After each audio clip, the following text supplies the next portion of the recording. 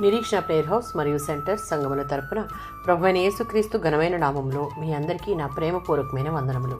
ఈ దినపు దేవుని మాట సామెతల గ్రంథం 10వ అధ్యాయం 29వ వచనం. యథార్థవంతునికి యెహోవా ఏర్పాటు ఆశ్రయదుర్గము. నీతి నిజాయితీతో గౌరవప్రదంగా బ్రతికేవారు ఎట్టు పరిస్థితుల్లోనూ సత్యం పలకడానికి భయపడరు. ఇది యథార్థవంతునికి యెహోవా చేసిన ఏర్పాటు. దేవుని రాజ్యము వచ్చినప్పుడు ప్రతి మోకాలు క్రీస్తు ముందు వంగుతుంది. పాపము చేయు వారికి అది నాశనకరంగా ఉంటుంది. సామెతల గ్రంథం 21వ అధ్యాయం 15వ వచనం. దేవుని దృష్టికి యథార్థముగా ప్రవర్తించువారు నీతి న్యాయములను అనుసరించి జీవిస్తారు. వారెల్లప్పుడూ సంతోషంగా ఉంటారు.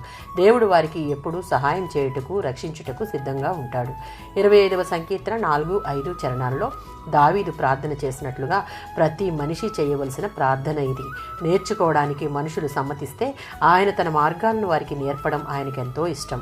దానికి దేవుని నీతి మార్గాలలోనూ ఆయన వాక్య సత్యంలోనూ నడవాలన్న నిజమైన కోరిక మనలో ఉండాలి.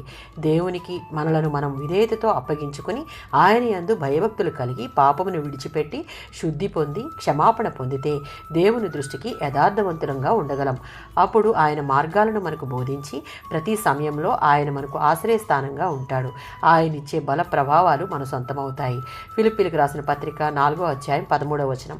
దావీదు మరియు పౌలు కోరుకున్నట్లు ప్రతి విశ్వాసి కోరుకున్నట్లయితే పౌలు చెప్పిన రీతిగా నన్ను బలపరచువాని అందే నేను సమస్తమును చేయగలను అని చెప్పగలం.